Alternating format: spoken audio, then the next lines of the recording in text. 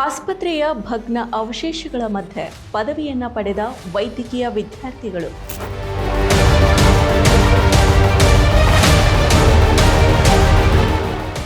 ಗಾಜಾದ 230 ವೈದ್ಯಕೀಯ ವಿದ್ಯಾರ್ಥಿಗಳ ಪದವಿ ಪ್ರದಾನ ಸಮಾರಂಭ. ನಮಸ್ಕಾರ, ಈ ದಿನ.comಗೆ ಸ್ವಾಗತ. ನಾನು ಸಪನ. ಕಳೆದ 3 ವರ್ಷಗಳಿಂದ ಗಾಜಾ ಮೇಲೆ ಇಸ್ರೇಲ್ ಕ್ರೌರ್ಯವನ್ನ ಮೆರಿತಾ ಇದೆ. ಇಸ್ರೇಲ್ ದಾಳಿಯಿಂದಾಗಿ ಗಾಜಾದಲ್ಲಿ 12 ಲಕ್ಷಕ್ಕೂ ಹೆಚ್ಚು ಮಕ್ಕಳು ಆಹಾರ ಇಲ್ಲದೆ ಬಳಲ್ತಾ ಇದ್ದಾರೆ. 58,554 ಮಕ್ಕಳು ಅನಾಥರಾಗಿದ್ದಾರೆ. 20,179 ಮಕ್ಕಳು ಸಾವನ್ನಪ್ಪಿದ್ದಾರೆ.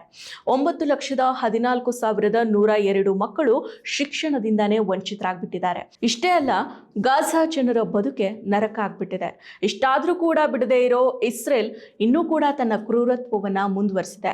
ಯುದ್ಧ, ವಿನಾಶ ಮತ್ತು ಮರಣದ ನೆರಳಿನ ನಡುವೆ ಬದುಕನ್ನ ಉಳಿಸ್ಕೊಳ್ಳೋದೇ ಸವಾಲಾಗಿರೋ ಗಾಜಾದಲ್ಲಿ ಅಲ್ ಶಿಫಾ ಆಸ್ಪತ್ರೆಯ ಭಗ್ನ ಅವಶೇಷಗಳ ಮಧ್ಯೆ 230 ವೈದ್ಯಕೀಯ ವಿದ್ಯಾರ್ಥಿಗಳು ಪದವಿಯನ್ನ ಪಡೆದು ಇತಿಹಾಸವನ್ನ ನಿರ್ಮಿಸಿದ್ದಾರೆ.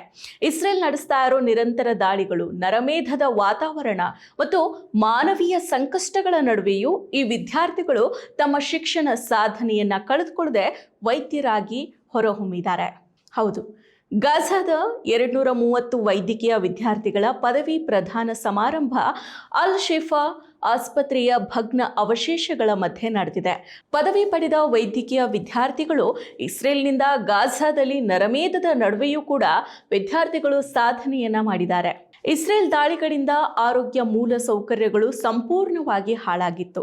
ಈ ಹಿನ್ನೆಲೆ ಚಿಕ್ಕ ಸಮಾರಂಭವನ್ನ ನಡೆಸಲಾಗಿದೆ ಅಂತ ವರದಿಯಾಗಿದೆ. ಒಂದು ಕಾಲದಲ್ಲಿ ಗಾಜಾದ ಅತಿ ದೊಡ್ಡ ವೈದ್ಯಕೀಯ ಆಸ್ಪತ್ರೆ ಆಗಿದ್ದ ಅಲ್ ಶಿಫಾ ಆಸ್ಪತ್ರೆಯ ಭಗ್ನ ಅವಶೇಷಗಳ ನಡುವೆ ಬಿಳಿ ಕೋಟುಗಳನ್ನು ಧರಿಸಿದ ಪದವೀಧರರು ಖುಷಿಯಿಂದ ಪದವಿಯನ್ನ ಪಡೆದಿದ್ದಾರೆ. ಸುಮಾರು 2 ವರ್ಷಗಳ ನಿರಂತರ ಸಂಘರ್ಷದ ನಂತರ ಈ ಸಮಾರಂಭ ನಡೆದಿದೆ. ತಮ್ಮ ಕಲಿಕಾ ಅವಧಿಯಲ್ಲಿ ವಿದ್ಯಾರ್ಥಿಗಳು ನಿರಂತರ ಸ್ಥಳಾಂತರ, ಅಭದ್ರತೆ ಮತ್ತು ಅಡಚಣೆಗಳನ್ನು ಎದುರಿಸಿದ್ರು. ವಿಶ್ವಸಂಸ್ಥೆಯ ಪ್ರಕಾರ ಆಸ್ಪತ್ರೆಗಳು ಮತ್ತು ವಿಶ್ವವಿದ್ಯಾಲಯಗಳನ್ನ ಪದೇ ಪದೇ ಗುರಿ ಮಾಡಿಕೊಂಡು ಇಸ್ರೇಲ್ ದಾಳಿಯನ್ನ ನಡೆಸಿದೆ. ಗಾಜಾದಲ್ಲಿರೋ ಎಲ್ಲ ವಿಶ್ವವಿದ್ಯಾಲಯಗಳು ಸಂಪೂರ್ಣವಾಗಿ ನಾಶ ಆಗಿದೆ.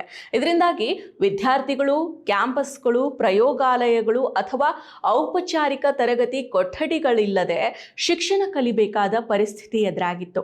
ಆದರೆ ವೈದ್ಯಕೀಯ ಶಿಕ್ಷಣ ಸುಧಾರಿತ ಸೆಟ್ಟಿಂಗ್ಗಳು, ಆಸ್ಪತ್ರೆ ಕಾರಿಡಾರ್ಗಳು ಮತ್ತು ತಾತ್ಕಾಲಿಕ ಆಶ್ರಯಗಳಲ್ಲಿ ಮುಂದುವರಿತು. ಆರೋಗ್ಯ ಸಂಸ್ಥೆಗಳು, ಆಸ್ಪತ್ರೆಗಳು ಮತ್ತು ಆಂಬ್ಯುಲೆನ್ಸ್ಗಳ ಮೇಲೆ ನೂರಾರು ದಾಳಿಗಳನ್ನ ಇಸ್ರೇಲ್ ನಡೆಸಿದೆ. ಹಲವು ರೋಗಿಗಳು ಮತ್ತು ವೈದ್ಯಕೀಯ ಕಾರ್ಯಕರ್ತರು ಕೂಡ ಸಾವನ್ನಪ್ಪಿದ್ದಾರೆ. ವಿದ್ಯಾರ್ಥಿಗಳು ದಾಳಿಗಳ ನಡುವೆಯೂ ಕೂಡ ತಮ್ಮ ಪರಿಶ್ರಮದಿಂದ ಪದವಿಯನ್ನ ಪಡೆದಿದ್ದಾರೆ. ಗಾಜಾದ ಶಿಕ್ಷಣ ಮತ್ತು ಆರೋಗ್ಯ ಕ್ಷೇತ್ರಗಳ ವಿನಾಶಕ್ಕೆ ಮುಂದಾಗಿರೋ ಇಸ್ರೇಲ್ ಸಂಘರ್ಷದ ನಡುವೆ ವೈದ್ಯಕೀಯ ಅಭ್ಯಾಸವನ್ನ ಮುಂದುವರಿಸಿರೋ ಈ ವಿದ್ಯಾರ್ಥಿಗಳ ದೃಢ ನಿಲುವನ್ನ ಎತ್ತಿ ತೋರಿಸುತ್ತೆ. 2023 ಅಕ್ಟೋಬರ್ 7 ಗಾಜಾ ಮೇಲೆ ಇಸ್ರೇಲ್ ದಾಳಿಯನ್ನ ಆರಂಭ ಮಾಡಿದಾಗಿನಿಂದ ಈವರೆಗೆ ಗಾಜಾದಲ್ಲಿ 67,173 ಜನರು ಸಾವನ್ನಪ್ಪಿದ್ದಾರೆ. 1,69,780 ಜನರು ಗಾಯಗೊಂಡಿದ್ದಾರೆ.